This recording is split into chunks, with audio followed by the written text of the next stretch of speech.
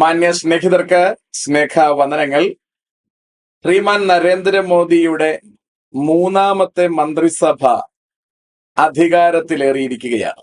കഴിഞ്ഞ രാത്രിയിൽ വൈകുന്നേരത്തെ 7 മണി കഴിയുമ്പോൾ നമ്മുടെ പ്രസിഡന്റ് സത്യവാചകം ചൊല്ലിക്കൊടുത്ത് ശ്രീമാൻ നരേന്ദ്രമോദി ഭാരതത്തിന്റെ പ്രധാനമന്ത്രിയായി മൂന്നാമത് സ്ഥാനാരോഹണം ചെയ്യുന്ന ചടങ്ങിൽ വളരെ സൗമ്യനായ ഒരു പ്രധാനമന്ത്രിയാണ് നമുക്ക് കാണുവാൻ കഴിഞ്ഞത്. എന്ന് പറഞ്ഞാൽ മോഡി നഷ്ടപ്പെട്ട മോദി എന്ന് വേണമെങ്കിൽ പറയാം.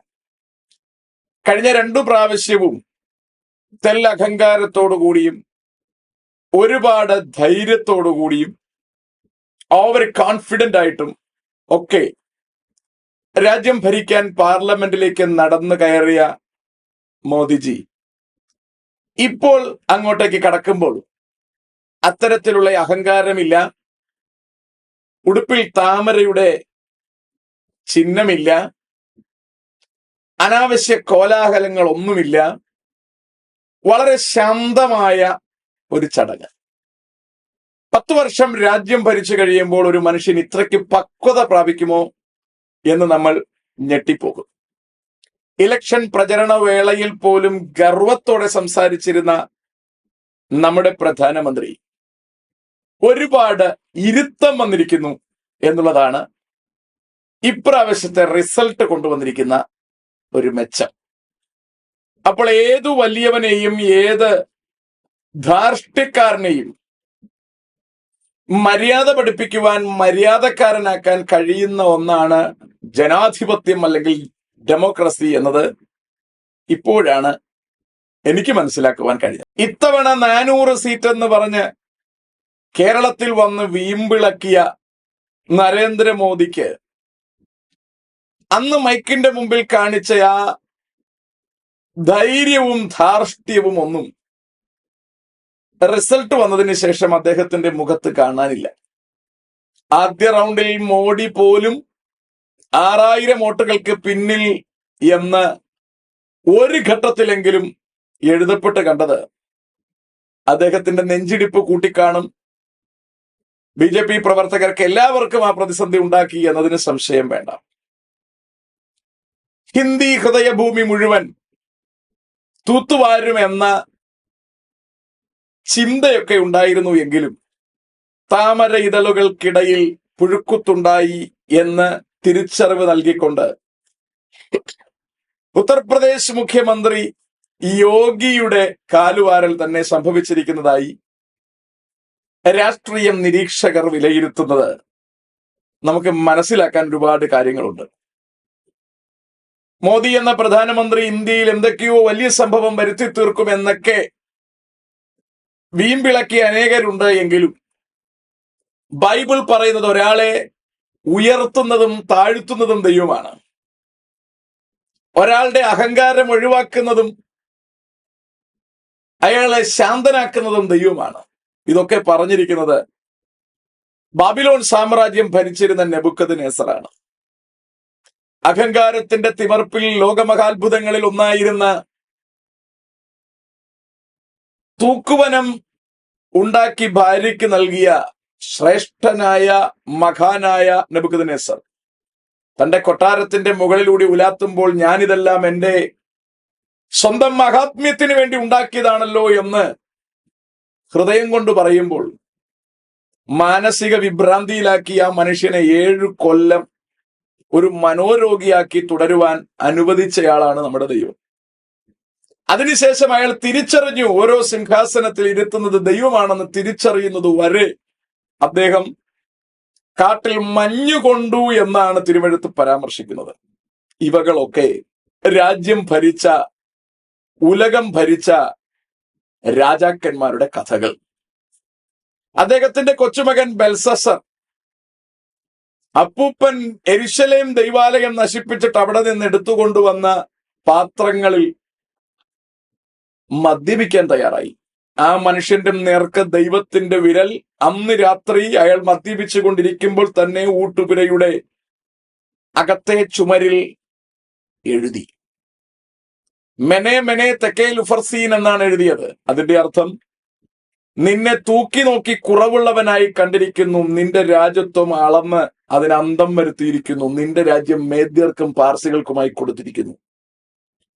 എഴുതപ്പെട്ടത് അയാൾക്ക് മനസ്സിലാക്കുവാൻ കഴിയാത്തത് കൊണ്ട് അക്കാര്യം വ്യാഖ്യാനിച്ചു പറഞ്ഞു കൊടുക്കുവാൻ പ്രവാചകനായ ദാനിയേലിനെ വിളിച്ചു വരുത്തി ദാനിയേൽ അക്കാര്യം വെളിപ്പെടുത്തി കൊടുത്ത് നിമിഷങ്ങൾക്കകം ആ സിംഹാസനത്തിൽ നിന്ന് മദ്യപിച്ച് മതോന്മത്തനായിരിക്കുന്ന ബെൽസസർ ഇരുന്ന സിംഹാസനത്തിൽ നിന്ന് ആസന്നം ഇളകുന്നതിന് മുമ്പ് തന്നെ അയാളുടെ കണ്ഠത്തിന് മുകളിലെ കഴുത്ത് കോരശ് രാജാവ് കൊയ്തെടുത്തു.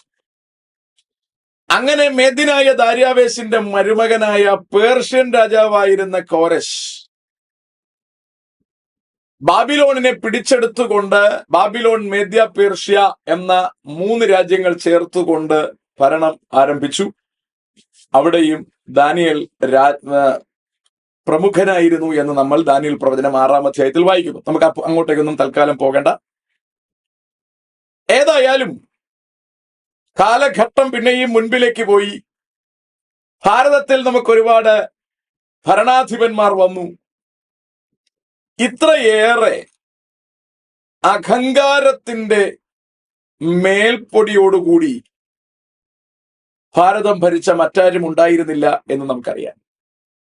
നോട്ട് നിരോധനം കൊണ്ടുവരുന്നു, ജമ്മു കാശ്മീരിന്റെ അവസ്ഥയ്ക്ക് വ്യത്യാസം വരുത്തുന്നു, അയോധ്യയിൽ പണി നടത്തുന്നു, പിന്നെ ഒരുപാട് കാര്യങ്ങൾ.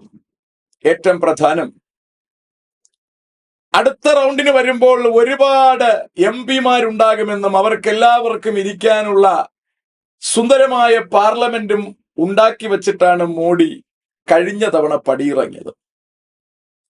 കഴിഞ്ഞ തവണ പടിയിറങ്ങുമ്പോൾ ഇനി ഞാൻ തിരിച്ചു വരുമ്പോൾ ഇരട്ടി ശക്തിയോടെ 400 MP-മാരുടെ അകമ്പടിയോടുകൂടി മൊത്തം താമരക്കളമാക്കി കളയാമെന്ന ഉദ്ദേശത്തോടു കൂടിയാണ് മോഡി താഴേക്കിറങ്ങിയതെങ്കിൽ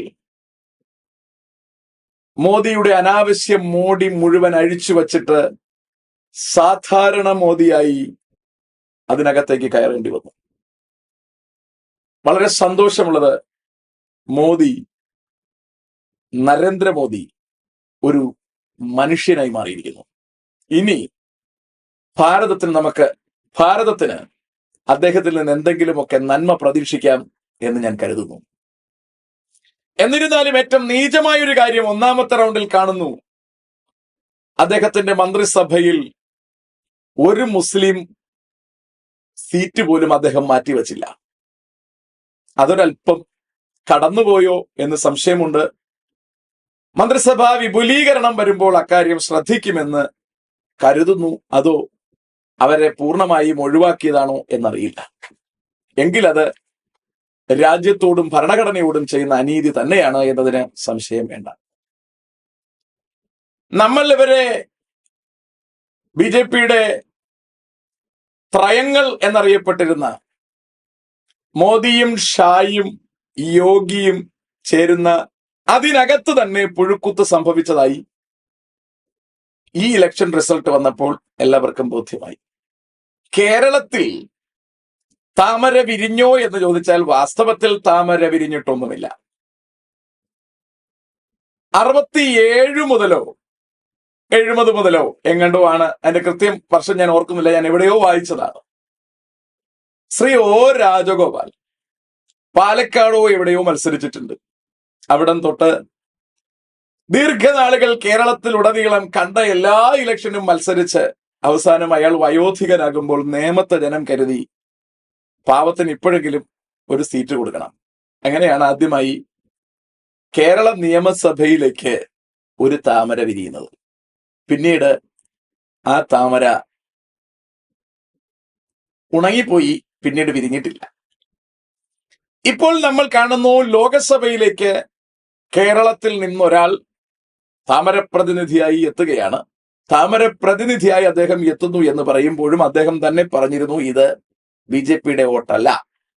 തൃശൂർ ഞാനിങ്ങ് എടുക്കുമെന്ന് അദ്ദേഹം പറഞ്ഞിട്ട് കാലം കുറയായി. എന്നിട്ട് തൃശൂരിൽ എല്ലാ മരണത്തിനും ശവടക്കിനും കല്യാണത്തിനും കുർബാനയ്ക്കും ഒക്കെ എല്ലായിടത്തും കയറി ഇറങ്ങി. അദ്ദേഹത്തിന്റെ തീവ്രമായ ആ ശ്രമത്തിന്റെ പേരിൽ ജാതി മത വ്യത്യാസം ഒന്നും നോക്കാതെ എല്ലാവരും കൂടെ ചേർന്ന് അദ്ദേഹത്തെ ഇപ്രാവശ്യം വിജയിപ്പിക്കാൻ തീരുമാനിച്ചതാണ്. അങ്ങനെയാണ് അവിടെ മൂപ്പര് 70,000-ലധികം വോട്ടിന്റെ ഭൂരിപക്ഷത്തോടു കൂടി വിജയിക്കുന്നത്. അത് താമരയുടെ വിജയമായിട്ട് നമുക്ക് കണക്കാക്കാൻ ഒക്കത്തില്ല. അത് ആ വ്യക്തിയുടെ ഒരു പ്രത്യേകതയാണ്. അദ്ദേഹത്തോടുള്ള ആ ഒരു സ്നേഹം കൊണ്ടോ കരുതൽ കൊണ്ടോ സഹതാപം കൊണ്ടോ ഒക്കെ ലഭ്യമായ വോട്ടാണ്.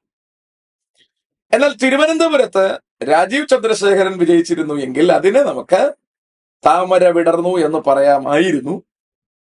ഞാൻ പ്രതീക്ഷിച്ചിരുന്നു തിരുവനന്തപുരത്ത് രാജീവ് വിജയിക്കുമെന്ന് പ്രതീക്ഷിച്ചിരുന്നു. അദ്ദേഹം വിജയിച്ചിരുന്നു എങ്കിൽ കൊള്ളായിരുന്നു. കാരണം കഴിഞ്ഞ ദീർഘവർഷങ്ങളായി MP ആയിട്ട് തിരുവനന്തപുരത്തിരിക്കുന്നയാൾ പ്രത്യേകിച്ച് അവിടെ ഒന്നും ചെയ്യുന്നില്ല എന്നുള്ള കാര്യം വ്യക്തമാണ്.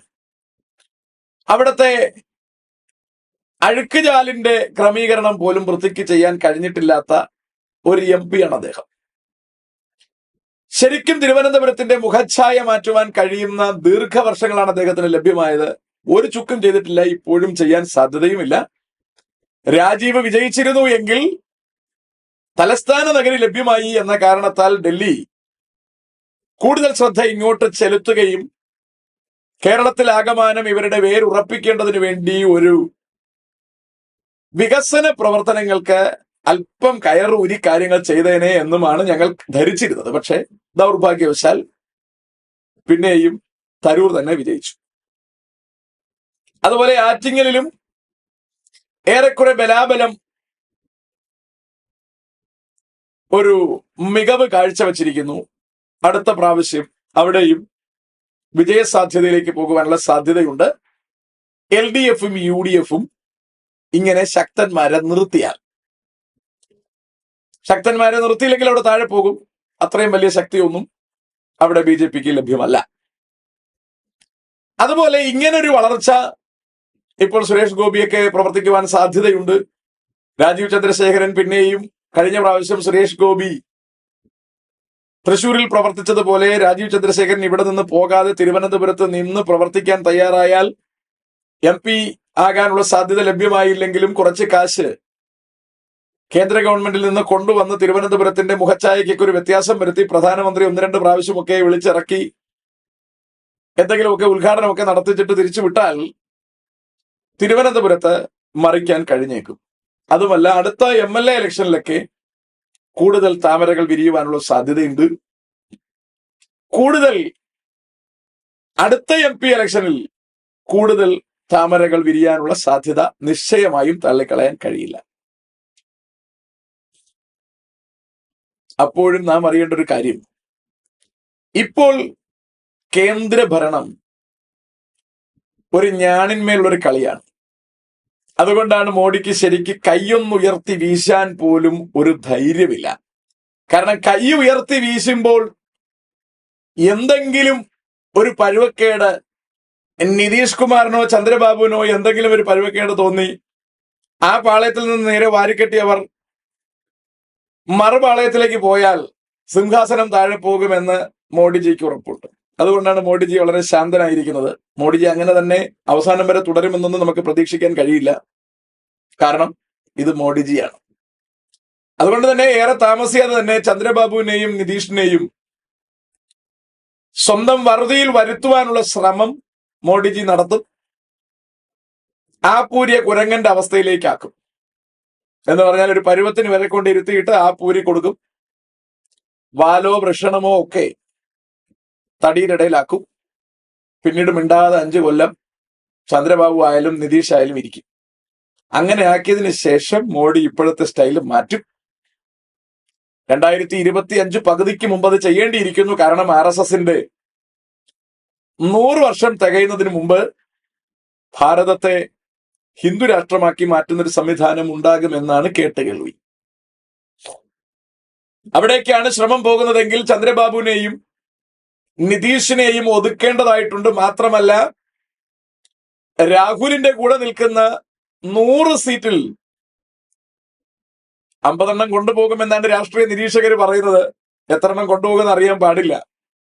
ഏതായാലും EDയും കസ്റ്റംസും ഒക്കെ മിക്കവാറും ഇപ്പൊ നിൽക്കുന്ന പ്രതിപക്ഷ കക്ഷികളുടെ വീടുകൾ കയറി ഇറങ്ങാൻ സാധ്യതയുണ്ട്. താമസിയാതെ അതിൽ നല്ലൊരു ശതമാനം, ഇപ്പോൾ 230 ചില്ലറയുണ്ട്, അതിൽ നല്ലൊരു ശതമാനത്തെ പിടിച്ചുകൊണ്ട് പോകാനുള്ള സാധ്യതയുണ്ട്. അങ്ങനെ ഒരു ശക്തി ആർജിച്ചു കഴിഞ്ഞാൽ ഇന്ന് കാണുന്ന മോഡി ആയിരിക്കില്ല നമ്മൾ കാണുന്നത്. അതുകൊണ്ട് ജാടകളില്ലാത്ത, അഹങ്കാരമില്ലാത്ത, മറ്റ് മേൽപ്പൊടികളൊന്നുമില്ലാത്ത സാധാരണ നരേന്ദ്രമോദിയെ കാണണമെങ്കിൽ ഇപ്പോൾ കണ്ടുകൊള്ളുക. എപ്പോ രൂപം മാറുമെന്ന് അറിയാൻ കഴിയില്ല. ഏതായാലും നല്ലൊരു ഭരണാധികാരിയായി, ഈ ശാന്തനായ, അഹങ്കാരങ്ങളില്ലാത്ത നല്ലൊരു മനുഷ്യനായി ഈ മോഡിക്ക് 5 കൊല്ലം ഭരണം തീർക്കുവാൻ ദൈവം അവസരം നൽകട്ടെ എന്ന് ആശംസിക്കാം. നല്ല കൃത്യതയോടുകൂടി, സുബോധത്തോടുകൂടി, തോന്നിയാസങ്ങൾ കാണിക്കാതെ രാഷ്ട്രത്തിൽ എല്ലാവരുടെയും നല്ല ഭാവിക്ക് വേണ്ടി നല്ല ഭരണം കാഴ്ചവെക്കുവാൻ മോഡിജിക്ക് കഴിയട്ടെ. ഇനി മിച്ചമുള്ള സ്ഥലമെങ്കിലും സ്വകാര്യ വ്യക്തികൾക്ക് വിറ്റ് ദൂർത്തടിക്കാതെ സമൂഹത്തിലെ, ഭാരതത്തിലെ എല്ലാ ജനങ്ങൾക്കും ക്ഷേമം ഉറപ്പാക്കിക്കൊണ്ടുള്ള നല്ല ഭരണം കാഴ്ചവെക്കുവാൻ മോഡിജിക്ക് കഴിയട്ടെ. താമര ഇതളുകൾക്കിടയിൽ പുഴുക്കുത്തുകൾ ആരംഭിച്ചിരിക്കുന്നു. അവകളുടെ ഇതളുകൾ പഴുത്തുമറിയുന്നതിന് മുമ്പ് ഭാരതം നല്ലൊരു നിലയിലേക്ക് കാലെടുത്ത് വയ്ക്കുമെന്ന പ്രതീക്ഷ നമുക്ക് വെക്കാം. ബിജെപിക്ക് മുകളിലോട്ട് വളർച്ചയുണ്ടാവാൻ സാധ്യത കുറവാണ്. കാരണം ഒരു കൂട്ടുമന്ത്രിസഭ വരുമ്പോൾ ഇനി ഇവരുടെ വളർച്ചയ്ക്ക് സാധ്യത കുറവാണ്, തളർച്ചയ്ക്കാണ് സാധ്യത. കേരളത്തിൽ ചിലപ്പോൾ വളർച്ച ഉണ്ടായേക്കാം. പക്ഷെ ആ സമയം മറ്റുതര സംസ്ഥാനങ്ങളിൽ താഴേക്കൊരു ഇറങ്ങിപ്പോക്ക് വളരെ വേഗമുണ്ടാകുമെന്ന് നമുക്ക് മനസ്സിലാക്കാം. ഭാരതം 3 പ്രാവശ്യം പ്രധാനമന്ത്രിയായിട്ടിരുന്ന് ഭരിച്ചയാളാണ് ഇന്ത്യൻ നാഷണൽ കോൺഗ്രസിന്റെ നേതാവായിരുന്ന പണ്ഡിറ്റ് ജവഹർലാൽ നെഹ്റു. അദ്ദേഹം ഇന്ത്യ ഭരിക്കുന്ന സമയമാണ് മോഡി ജനിക്കുന്നത്, 1950-കളിൽ. ഇപ്പോൾ മോഡി 3-ാം പ്രാവശ്യം കയറുന്നു. നമുക്കറിയാം, 75 വർഷം ഇങ്ങോട്ട് മാറുമ്പോൾ അന്നൊരുപാട് ശിരസ്സുയർത്തി നിന്നിരുന്ന, ഭാരതത്തെ സ്വന്തം കരത്തിൽ സൂക്ഷ്മതയോടെ വെച്ച് ഭംഗിയായി ഡിസൈൻ ചെയ്യാൻ അന്നത്തെ പ്രധാനമന്ത്രിക്ക് കഴിയുമായിരുന്ന ഇന്ത്യൻ നാഷണൽ കോൺഗ്രസ് ഇന്ന് 100 സീറ്റിലേക്ക് താഴെ വന്നിരിക്കുന്നു.